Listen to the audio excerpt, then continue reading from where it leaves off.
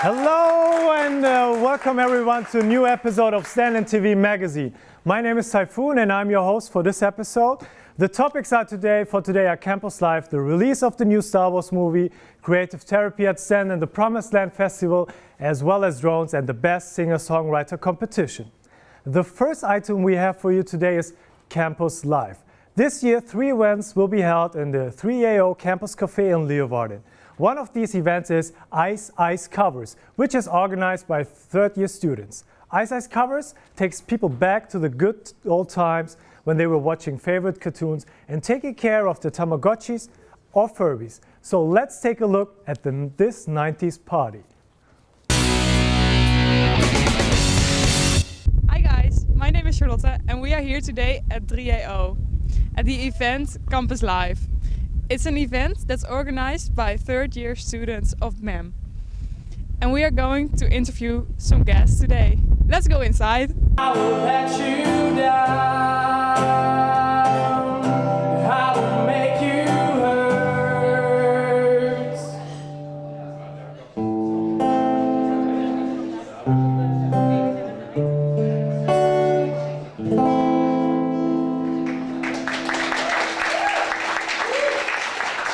Pokemon of Dragon Ball Z. Pokemon. Furby of Tamagotchi. Tamagotchi. Robbie Williams of the Spice Girls. Robbie Williams. Pokemon of Dragon Ball Z. Pokeball. Een Furby of een Tamagotchi. Furby. Robbie Williams of the Spice Girls. Spice Girls dan.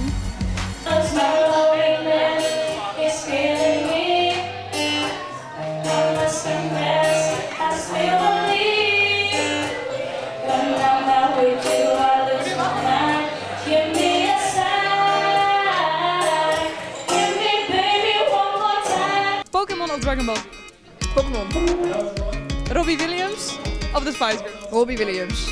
Een Furby of een Tamagotchi. Furby. What do you think of this event so far? Well, I think it's really fun. Like all the people who are playing, they're really nice with the guitars. I really like that because it's like really special here, really small. So that's really nice to see. Yeah.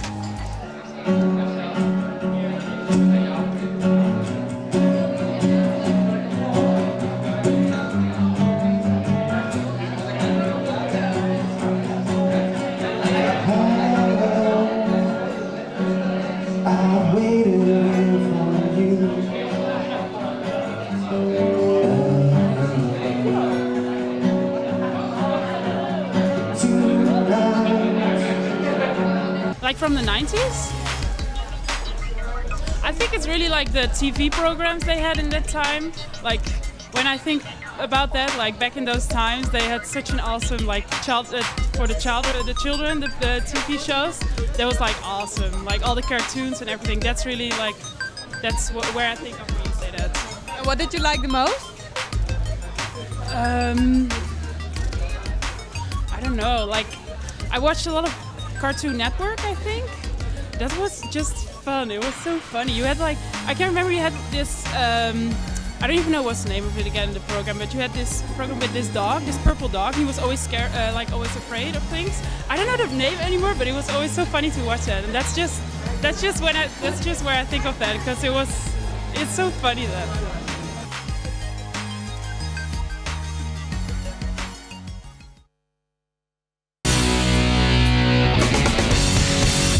Santi Tara Weiss is a third-year MEM student here at Stenden. She's one of the organizers of Campus Live and is here to tell us all about the organization of this event. Welcome, Santi! Hi. Hello. Hello. So, Santi, how did you get the idea for this 90s event? Well, we were just thinking of ideas of what students wanted to see, and we went around to ask a few people, and we were just brainstorming, and this was the one that all 3 of us thought would be really cool, and we asked people and they seemed to have a good response to it, so we thought this should be the one to start things off. Okay, and how did the organization go? Well, it was the first one, so it was a bit rough at times, but I think it was a really good learning experience, and it actually turned out a lot better than I personally had expected, like turnout-wise and everything. All right. We also had like we were meant to have somebody help us with the sound, and Okay. we couldn't actually organize that, and we had to do that ourselves with help from our tutor Jaap. Okay. So thankfully that did work out very well. But all in all, you're satisfied with the end result? Yeah. Or, okay. And what have you learned from this event then? That it's a lot of planning, and Okay. you need to take all of that into consideration, that you probably should plan earlier than you think you should. So. Okay. I heard that you are coming up with another events, which is next week and the week after. Am I right? No, our Oh, next okay. one is tomorrow, actually. Tomorrow already? All yeah. right. Okay. Do you want me to tell you about it? Yeah, sure. Go for it. We're doing a curious. music quiz, Okay. and it's called Keep Calm and Win the Music Quiz. Okay. And when you win, you can get, I think, 4 hours of paintball for you and 5 friends. Nice. And in order to enter, you can come up with a group of maximum 4 people. Cool. And you name yourself after an artist, and you can just send us a message on Facebook. It's facebook.com/campuslive. Yeah. And yeah. Okay. And how many people do you expect for that, for tomorrow? Well, we have a maximum of 15 groups, so Okay. no more than, 15 groups. yeah, but then times 4. So Yeah, it'll be okay. like 60 Yeah. contestants, All right. but yeah. Cool. And what is the other event about? What is it? It's for in the last week of the module, and so we're doing like a summer bash. Okay. Hopefully nice. the weather is nice to us, because Yeah. it's been quite bad in the past few weeks. Of But course. yeah, hopefully that will be really fun, because we're thinking of some like outdoor water activities. Sure. So yeah. Okay, nice. Do you see yourself as also in the future maybe as an event manager, festival manager, or something like that? Or what is the reasons that you're really doing this? Well, the thing that attracted me the most was the music element, you know? Okay. So yeah, if I were to do events, I would like to think that they would be, you know, music related. Okay. And yeah, what can I say? I mean, I heard from people that went there that they really enjoyed it a lot, and they really get this 90s feeling. And I hope your upcoming event will even turn better. Thank you. And I wish you good luck with that. And good luck for you in the future as an event manager, maybe. Oh yeah, we'll see. Yeah, we'll see. Thank you, Santi. Yeah, you're welcome. The next item we have for you today is the upcoming Star Wars sequel. To get more insight into it, we asked Asing Waldhaus, a film critic from Leeuwarden, some questions about it. Let's see what he has to say.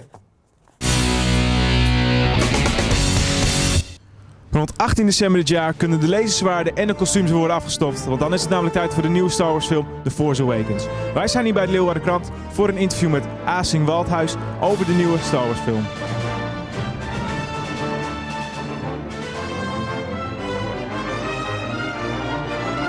Ik zit hier met Asing Waldhaus van de Leeuwarden Krant. Asing, u werkt hier als filmrecensist. Kunt u daar misschien wat meer over vertellen? Ja, ik werk hier niet alleen als filmrecensent. Ik ben een beetje mannetje van alles, maar ik schrijf ook filmrecensies. Ja, ik heb alle Star Wars films op het moment dat ze uitkwamen in de bioscoop gezien. Zo oud ben ik al. Ja, dat is hartstikke mooi, want ik wou het vandaag met u hebben inderdaad over Star Wars. Iedereen is bekend met het fenomeen Star Wars. Het is een ongelooflijk succes. Kunt u dat misschien verklaren? Dat is een moeilijke vraag meteen. Verklaren, nou, het zijn natuurlijk hele lekkere elk wat wils films. Je kunt je er niet aan storen, ze zijn spannend. Het is een beetje, er zitten heel veel cliffhangers in. Het is ook niet heel erg moeilijk. Er zitten een paar goede verrassingen in het verhaal. En het ziet er ontzettend lekker uit met die reusachtige ruimteschepen die over je heen vliegen.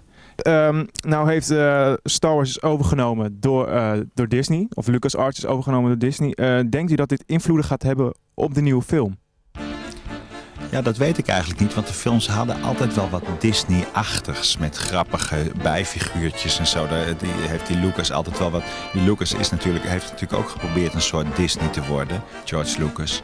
Alleen dan op een andere manier, niet met tekenfilms. Maar die heeft wel een beetje dezelfde instelling. Het is natuurlijk altijd wel een tikje sentimenteel.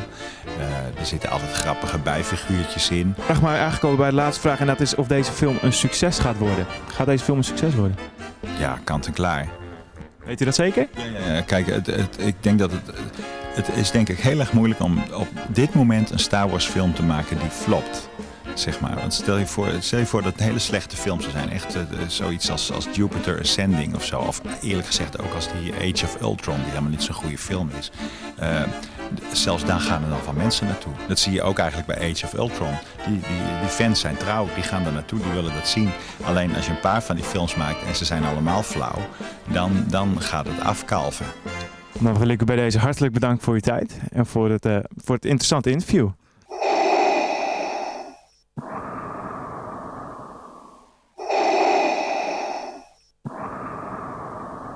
Kun je misschien ook voor ons een Chewbacca geluid nadoen? Wat zou ik eens proberen? Probeer maar.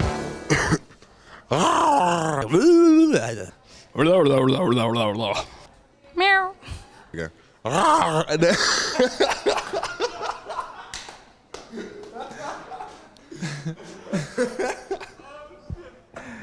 Oké. Ik denk niet dat ik het kan.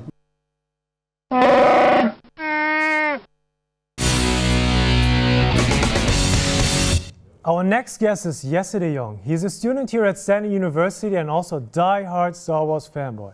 Jesse is going to tell us about this experience of Star Wars. So, hello Jesse! Hi Jesse, how you doing? Take a seat.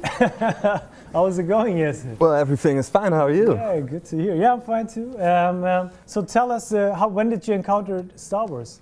Well, it was first when I was training dragons over at Komodo when I first found out about the movie. A friend of mine showed it and I watched it. I thought it was cool. Okay. But then I watched it again and it was better. Okay. And then I watched it the third time and it was the best movie ever. So. Nice. Yeah. What are the reasons that you loved it so much? Was it the story? Was it the characters, or what was it? Well, it's kind of the combination of all. You have all kinds of characters, so you can fall in love with every kind of character. Okay. And nice. there's also a lot of stories going on, not just the one story, but everyone's had a story. So yeah, it's just cool, and it's overall you can find anything to love about it.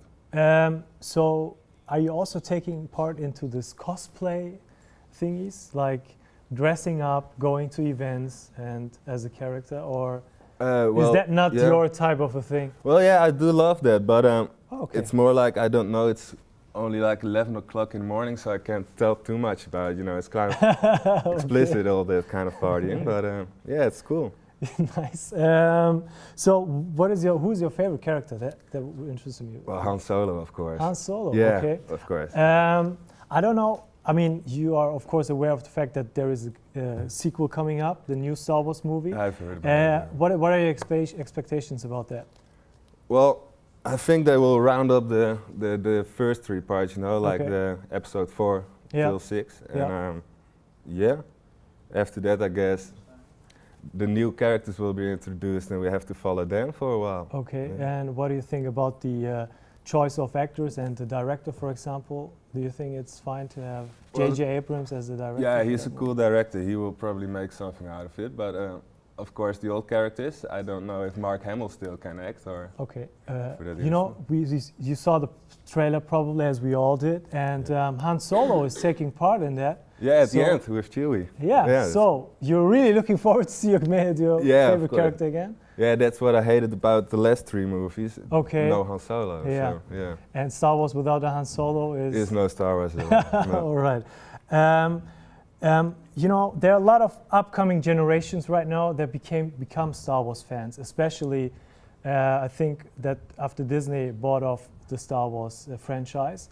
Yep. Do you think there is a difference between the younger generation and the older generation? Well, I don't know, because you can tune in from where you want to. You can tune in at episode 1 or episode 4. It's been already made, so we don't have to rely on what comes out at the office. So Okay. And what do you think, how will the future of Star Wars will look like? Is there anything like more sequels, it's going on and on and on, or? Yeah, well, you already have those spin-offs like the Clone Wars and stuff like that, and I guess it will be more like that. A lot of spin-offs all the way, like Netflix shit stuff. Just like, you know, they do with the Avengers movies. They have like 5 or 6 spin-offs at Netflix right now. Okay. So probably something like that. Yeah, all right, Jesse, sorry. Doesn't matter. Good for having you here as sure. a Star Wars fan and sharing all your knowledge and experience about Star Wars and the whole Star Wars world. And thank you. Thank you too. everyone knows a lot about their own study, but today we will explore a very special study. For this, we will dive deep into the world of creative therapy studies here at Stenden. What subjects do they follow? What can you become after the study? So let's find out.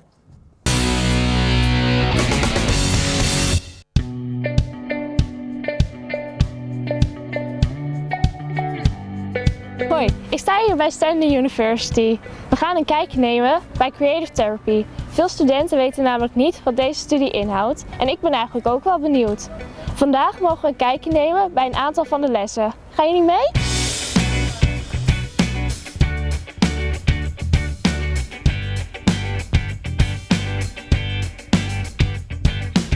Ik zit hier nu met Nienke. Nienke is een tweedejaars Creative Therapy student. We hebben net met haar een workshop bij mogen wonen. Kun je daar iets over vertellen? Ja, de workshop dat was een oefening voor ons. De bedoeling was dat wij met groepjes een workshop aanboden voor een doelgroep naar keuze. En we hebben ervoor gekozen om voor een doelgroep jongvolwassenen een collageworkshop te doen. Waarbij de deelnemers een collage over hun zelfbeeld mochten maken. Dus iets over jezelf vertellen door middel van plaatjes uit tijdschriften. En wat ik begreep, jullie hebben jullie studie onderverdeeld in beeldend en drama, klopt Ja, dat? dat klopt. Jij doet nu beeldend, Ja. wat houdt dat precies in? Nou, beeldend is dat je mensen probeert te behandelen en aan doelen probeert te werken vanuit een beeldende inslag. Dus met beeldende materialen zoals klei, beeldhouwen, schilderen, tekenen. En daarbij gaat het heel erg om de non-verbale communicatie eigenlijk. En het gaat ook om, het opent ook mogelijkheden. Sommige mensen vinden het moeilijk om bijvoorbeeld een probleem om daarover te praten. Maar een beeld kan een veilige manier zijn om het toch te kunnen uiten. En als je de opleiding in 1 woord zou moeten omschrijven, wat zou dat dan zijn of wordt dat heel moeilijk? Ik denk dat het te breed is om in 1 woord te omschrijven. Na de workshops en het interview met Nienke is het mij al een stuk duidelijker geworden waar deze studie precies om gaat. Ik hoop voor jullie ook. In de studio zit nu iemand die meer kan vertellen over het werkveld. Terug naar de studio.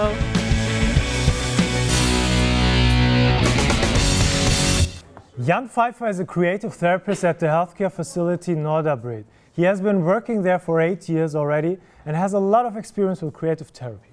That is why he will tell us a lot more about why creative therapy is applied in real life. So, welcome Jan. Hello, welcome. Hello. Hi. Nice to meet you. So we have an extra guest, Sophie. Yes, I brought my colleague. Welcome. Yeah, it's good to have you here. It's a surprise for me, but that's totally fine. But let's start with you, Jan. I saw that movie before, and I have got my degree here on Stenden University in 2007. You 2007. So it's very right? nice to see that. Ah, okay. Yeah. Do you know if something has changed during that time here at Stenden? No. Well, I have a lot of stagiaires, Okay. and I keep in touch with the Stenden. Ah, okay. So a lot of Stenden students that finish their studies here coming to you to get a job or an internship. Also. Yeah, nice. What kind of clients are you therapy? Well, I have clients with behavioral problems, mental illness, and clients with the syndrome of Korsakoff. And what can they get from creative therapy in specific, but they don't get, for example, from traditional therapy? Well, my clients often can put themselves in the right words, so I use art materials to let them express themselves in another way. Okay. And it's an unknown territory for them, so they express themselves in a very pure way, and that can give them a positive experience. All right, thanks. That's good to know. Sophie, right?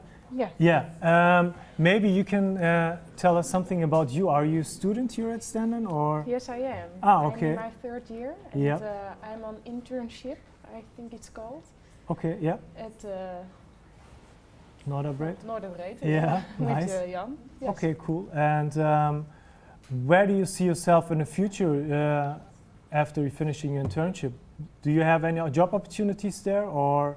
Well, job opportunities, no, I don't think so. But okay. Is it difficult for a student from creative therapy to find a job? Very difficult. Okay. Yeah, maybe you can tell us why. But what are the reasons for that? It's the money. Okay. Yes, it's at the moment it's the money, but it can change in the future. Okay. So is it maybe because the people don't know what creative therapy can bring to them, or what? No, that's not it. Because all the institutions who have creative therapy, they know what it can do. Yeah. But when you have to cut the budget, you must make a choice. Okay. Yes. Can you give us, or the audience, especially the viewers, what you have experienced, or what they can? I mean, what happens when they do? Well, when I use art therapy as a treatment, I focus on the client's problem, and that can be aggression, agitation, fear. Okay. And I give them clay, paper, stone, whatever comes to hand, but he can express his feelings in his art, and he can express the way he wants to be, who he wants to be, and how he can get there. Well, I have an example with me, if I may show. Yeah, sure. It's a painting of a client of mine. Yes. And if you look good, it's a dog, and he has no body, he has a big head and no mouth, and he's all beaten up. And my client tells me this is the way he feels at the moment. So the next thing he can do, I tell him, draw the animal or paint the animal you want to become, and how to become that animal step by step. Okay. So that's, and I hope in the end of the therapy he doesn't feel this way. Hope we all hope he doesn't feel that way. Yes. And yeah, it looks really scary. Yeah, and, it does. But I think we all understood what creative therapy can and what advantages it brings in comparison to traditional therapy. Yes. And it was nice for having you here, Jan, Thank and you. also Sophie for your time. And good luck in the future. Thank you. Oh, you can sit down. The second edition of Leeuwarden's Promised Land Festival took place last weekend. Some of our students went there to check it out and get an impression. Let's have a look. The sun is slowly coming out and this year's festival season has just started. Today we are at the second edition of the Promised Land Festival and we are going to give you a little insight on the atmosphere here. So let's go and have a look what the people think of the festival.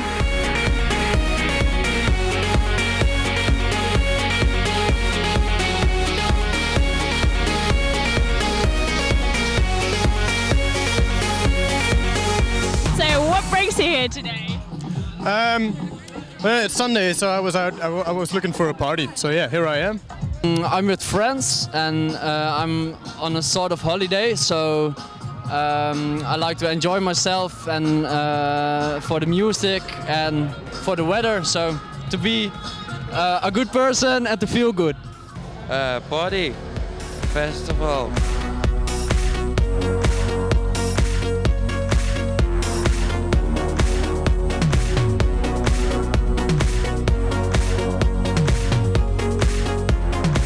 How do you think the atmosphere is here?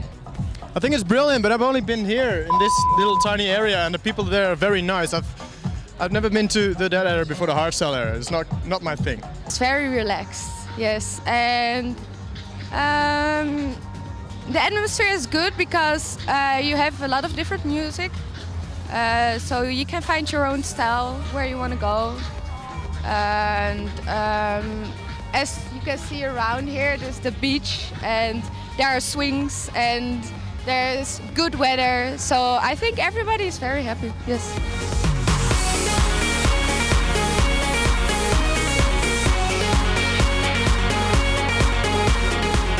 How did you prepare for the festival? Prepare for it. Oh, we went shopping for game stuff and an outfit. Yesterday I was like a cupcake girl. I had this blue hair and a pink dress, so. Yo, we're here on the festival.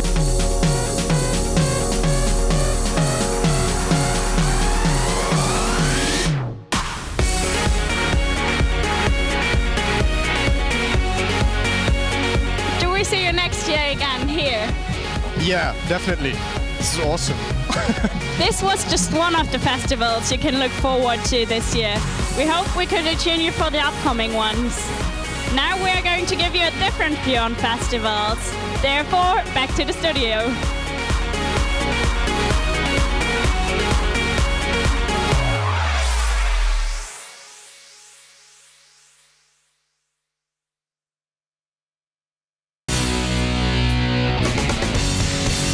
Malte Hündling, a third-year MEM student, was at this year's Promised Land Festival and is a manager of a DJ who played there. He will now give us a little insight on what's going on behind the scenes of this great festival. Hello, Malte.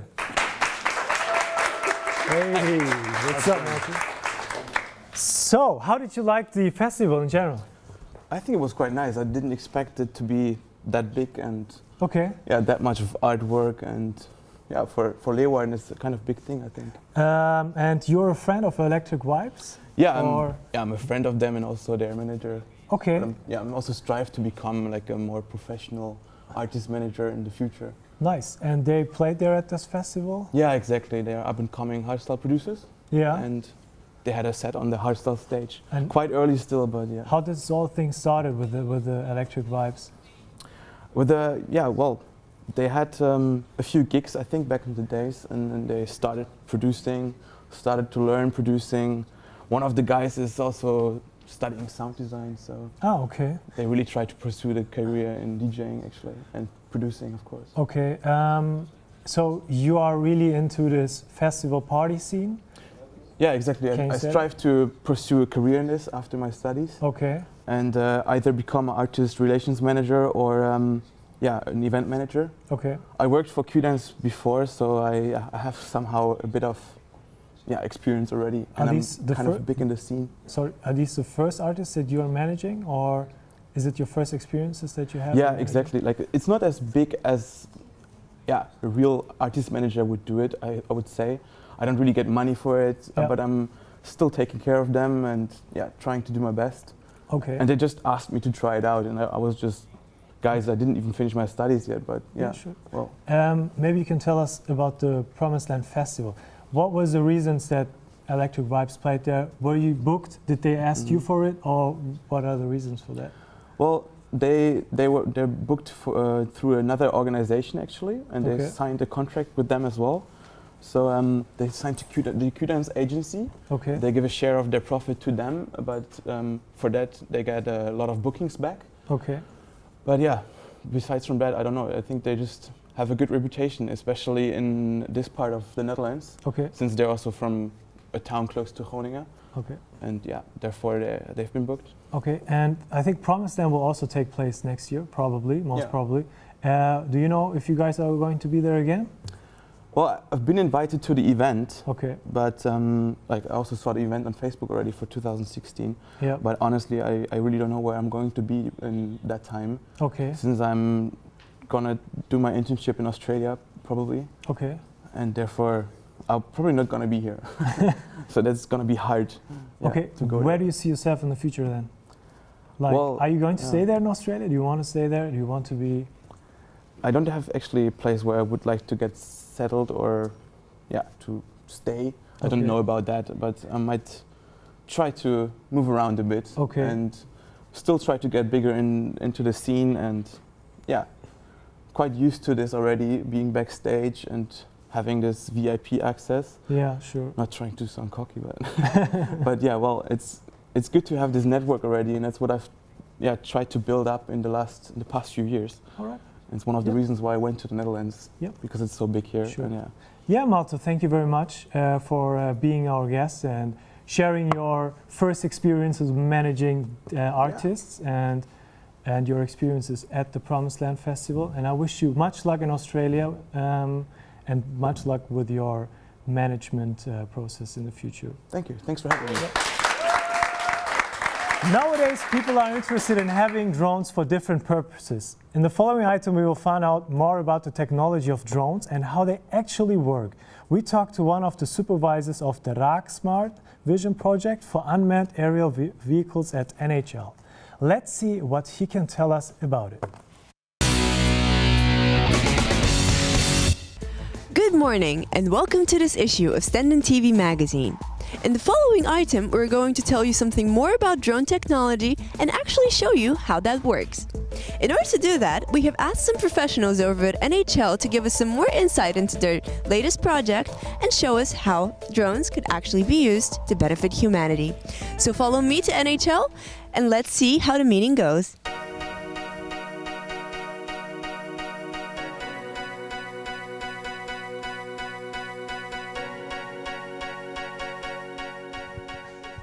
Here we are at Miguel's office, and now we're going to find out what he's going to tell us about the drones.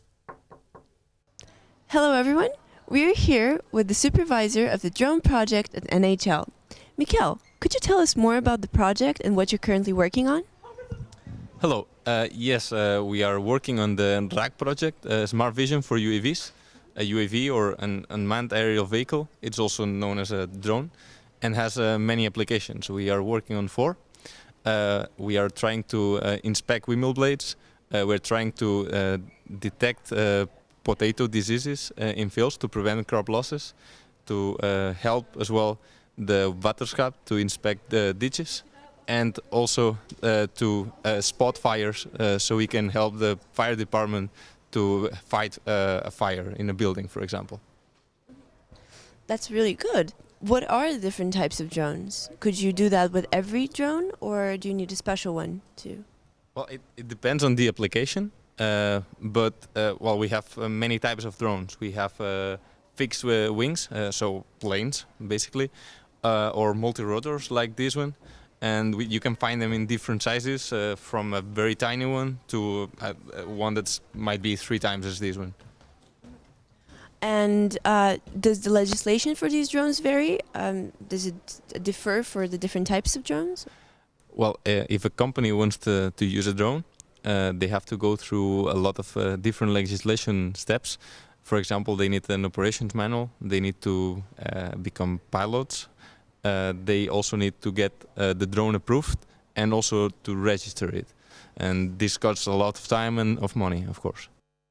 How do you see the future development of drones? Well, I think that we will find more and more applications for them. This market is going to grow a lot, and yeah, we're going to see drones in applications like surveillance or humanitarian aid or search and rescue, for example. Now that we've experienced the drone by ourselves, it's time to take it back to the studio. So off we go!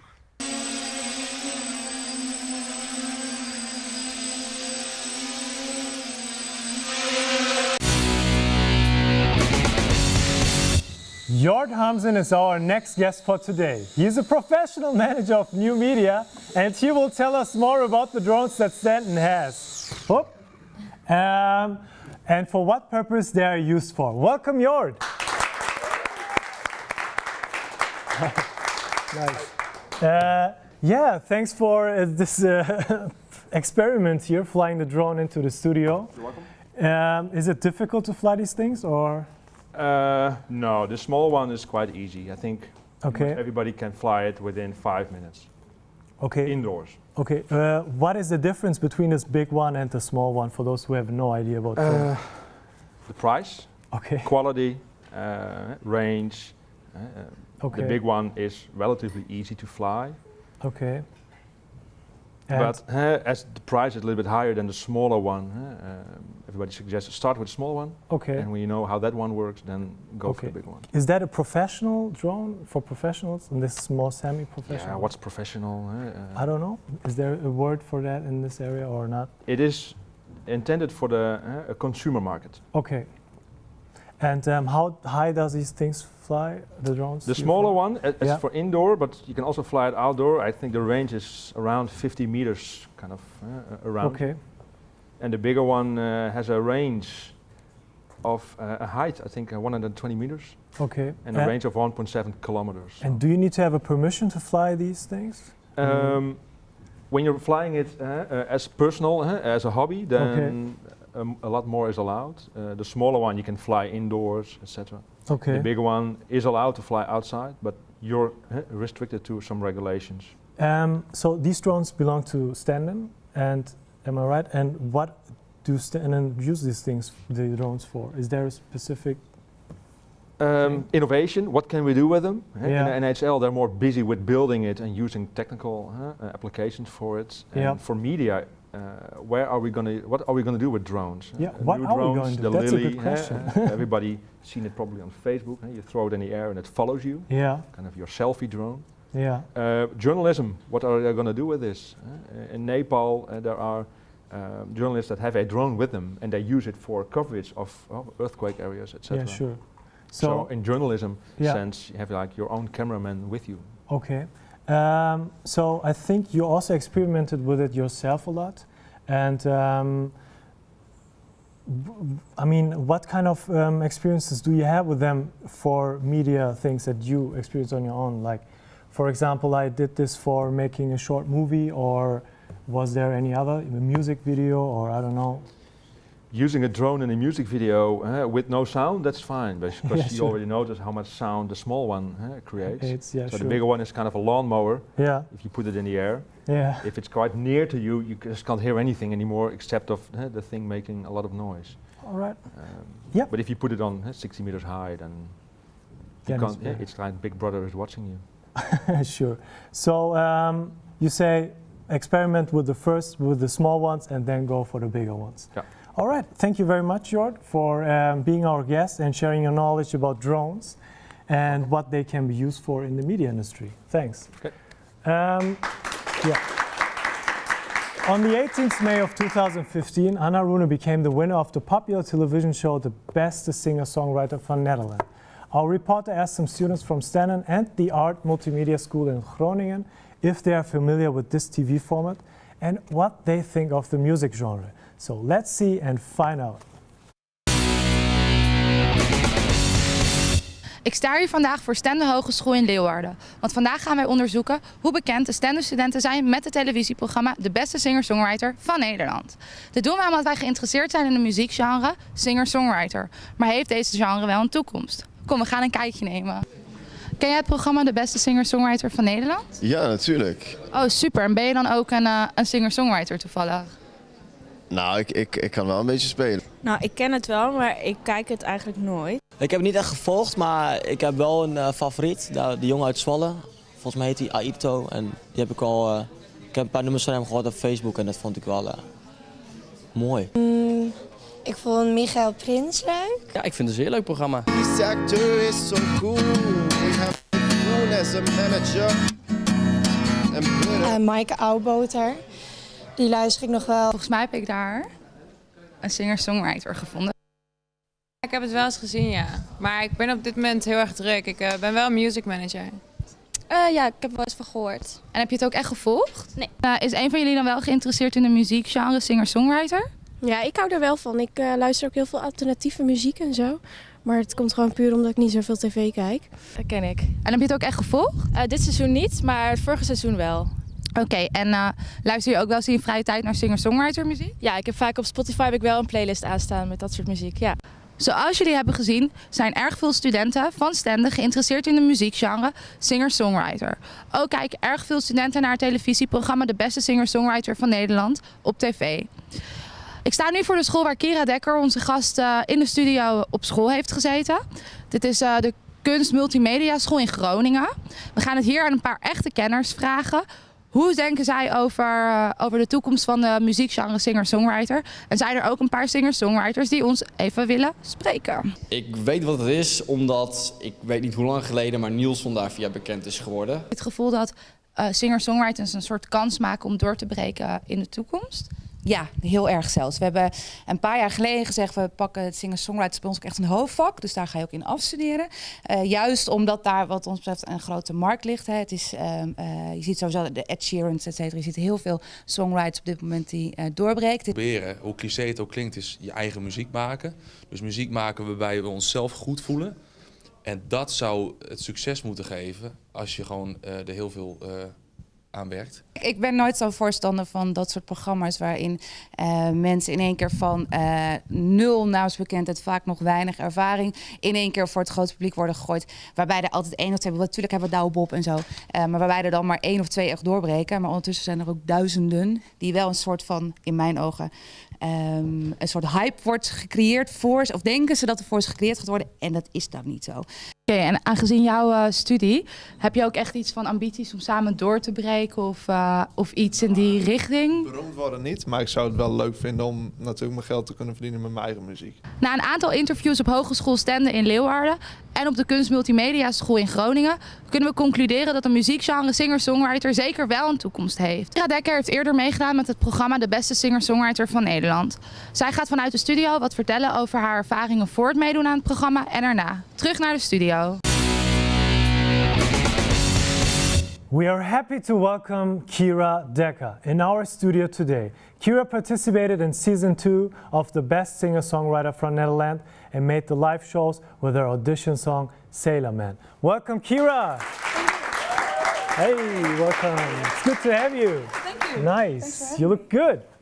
Nice. Thank you. So, Kira, how did your life look before you went to the singer-songwriter contest? Well, I was songwriting, but I wasn't really performing or playing on the radio, stuff like that. And so I was a songwriter, but just not really performing. And how did it change afterwards? Well, now I'm performing 4 to 5 times a week.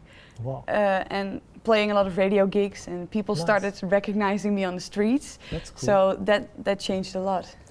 Are you earning your money now from singing and songwriting? Yeah, you can say so, yeah. Yeah, nice. So it helped you to become popular, to take part in the show. Yeah. And if you look back to it, do you think it's a good thing to do, to go to the show, to be a part of it, or are you critical about the show itself? Well, I'm not critical about the show itself, because they really help build your career even now. Okay. When I'm not even on the show anymore, but they still call and ask me how I'm doing. But the audience, or like the public in the Netherlands, they can be really, really mean to you when you participate. So you have to think twice before you participate. And you have in the to show. be probably very self-confident to get on that stage and take these critics. Yeah. Okay, but you have the self-confidence, or? Of course. And you always had it, or where does it come from? No, it was in the beginning really difficult to deal with all the people on social media who started telling me really mean stuff. Yeah, I can imagine. But you get used to it. You know, when I see a tweet now with something really mean or funny, then I'll just go like. You get stronger. What doesn't kill you? Yeah. Yeah. Okay. Right. And do you think that, or what do you think are the reasons that singer-songwriter, this genre, became so popular within the last years? I don't know. I think it's something new. Yeah. People didn't knew like a boy with his guitar alone on stage, or a girl. So, and I think it really became something that everybody wants to be. Everybody wants to be a singer, and everybody wants to play the guitar or the piano. Especially the girls wants the guy to play guitar. Yeah, you know, so at a fireplace and having a little chit chat. Yeah, sure. And how is it as a girl? Do you think there is a difference between being a girl, singer-songwriter girl, and for a guy it's easier, or what do you? I think if you're a guy and you look good and you start singing, then all the girls are like, oh, he's singing. And for guys don't do that with girls. Okay. I don't get 1,000 men. So there is no guy that's coming up to you and saying, oh my God, he's singing. There are a few, but with girls do it more easily. Yeah, they fall in love easily. Yeah, yeah. All right. Kira, my colleagues told me that you prepared a song for us. Yeah. Which song is it? It's my new single, First Hello. First what? Hello. First Hello. Yeah. Yeah, nice. And we get the chance to listen to your new song. Yeah. And you will perform it here live in the studio. So yeah, guys, come in with the equipment, with the guitar. Yeah, Stenden TV Magazine proudly presents Kira Dekker with, again, what was it? Say hello? What? No, First Hello. First Hello, sorry. Yeah. Oh my. Even kijken. Oh, I have to talk in English. I'm sorry. Nice. So. I'm really looking forward for this. So go for it. The stage is yours.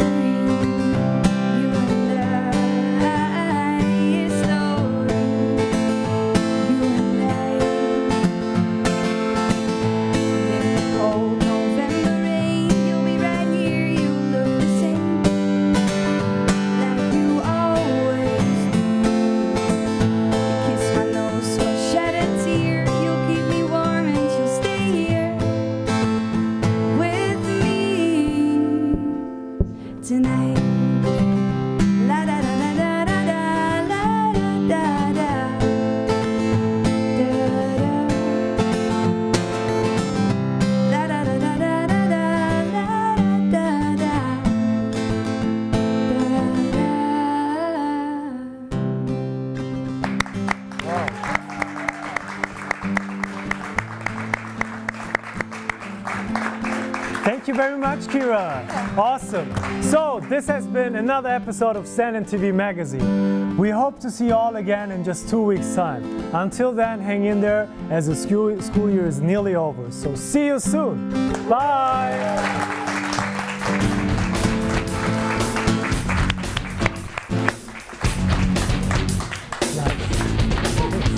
You were